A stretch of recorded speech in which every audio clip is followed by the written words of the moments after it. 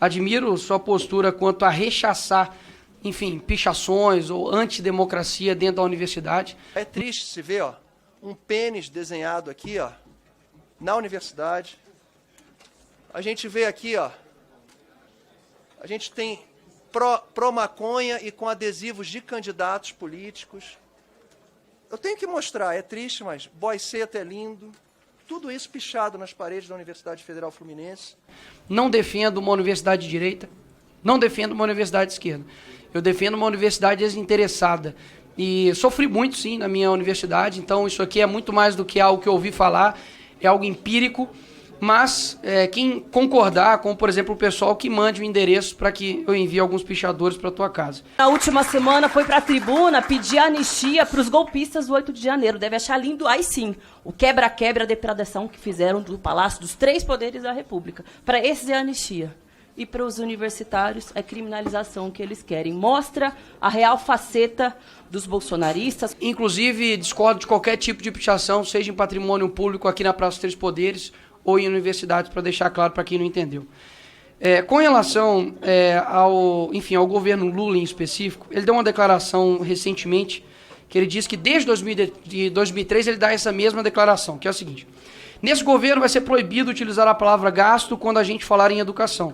Educação é investimento, investimento de mais retorno que um país pode ter. Eu fiz aqui uma ordem cronológica para poder mostrar que o discurso não condiz com a prática no seguinte sentido. Em julho de 2023, o MEC faz corte de 332 milhões em educação básica e superior. Em novembro de 2024, o pacote de corte de gastos retira 42,3 bilhões nos próximos 5 anos do orçamento do Ministério da Educação. E isso, o maior alvo, inclusive, é verbas para ensino integral. Em 30 de novembro de 2024, a educação tem bloqueio de 1,6 bilhão no orçamento. Em março de 2025, inclusive o senhor disse, né, que os clientes são os nossos estudantes. Os estudantes o receberam, abre aspas, que contradição, tem dinheiro para banqueiro, mas não tem dinheiro para educação. Isso em uma visita na Universidade Federal de Alagoas, após o governo Lula anunciar os cortes no orçamento do Ministério da Educação.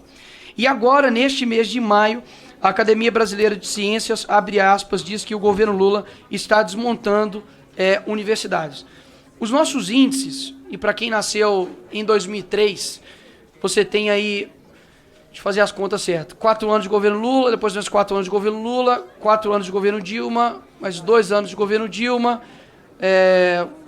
2 anos de governo Temer, 4 anos de governo Bolsonaro, e agora 2 anos de governo Lula, e se for reeleito, mais 4 anos de governo do PT. Ou seja, mais do que da metade do tempo de quem nasceu em 2003 é governado pelo Lula, ou pelo PT. E nós temos aqui alguns dados, ministro, de 1 em cada 8 brasileiros com ensino superior completo é analfabeto funcional. Em âmbito da matemática, nós estamos 93 pontos abaixo da média da OCDE, leitura 66 pontos abaixo da média da OCDE e ciências 82 pontos também abaixo da média da OCDE. Uma das coisas que eu gostaria de reivindicar antes de entrar nas minhas perguntas, que de fato são bem objetivas e técnicas, primeiro, pedir ao presidente da comissão que paute o projeto pelo fim da aprovação automática, na qual eu sou relator. Acredito que o fim da aprovação automática não é algo que gera um mérito para o estudante que, de fato, está empenhado em estudar, porque, poxa, se eu estudo e passo de ano, e o outro que não estuda também passa de ano, isso gera um desestímulo, né, para quem, enfim, não está atingindo a média, e um desestímulo também para quem, poxa, talvez superou a média. Uma outra questão que eu gostaria de reivindicar também é o seguinte: eu protocolei um requerimento para revisar o BNCC. O prazo de revisão já passou, inclusive esse prazo de revisão não é definido, imposto por mim, é pela própria CNE, e até agora o Ministério e o CNE nos deram algum retorno. Eu também indiquei para que o SAEB de segundo ano passasse a ser censitário, até mesmo para que evite futuras distorções. O senhor, inclusive, disse que concorda com isso, então peço um apoio no senhor também a respeito disso. E, por fim, eu fiz questão de ficar aqui desde o início da sua apresentação para ouvir, enfim, os números do Ministério da Educação. Contudo, o que eu sinto, senhor ministro, é que a quantidade e número em si, ela não pode sobrepor a qualidade.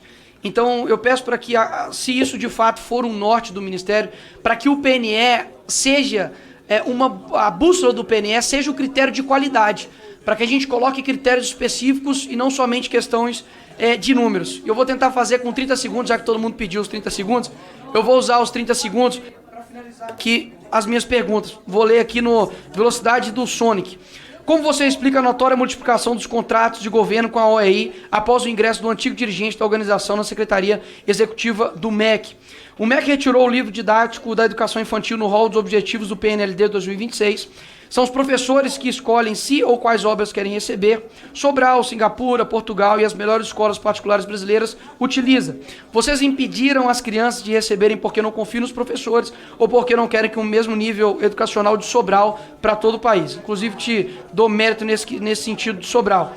E a última pergunta é que ele está aqui, inclusive, que é o presidente do INEP, Manuel Palacios. Ele fez uma avaliação a respeito das políticas educacionais, como, por exemplo, o programa de alfabetização, que gerava resultado positivo. Isso foi uma avaliação dele.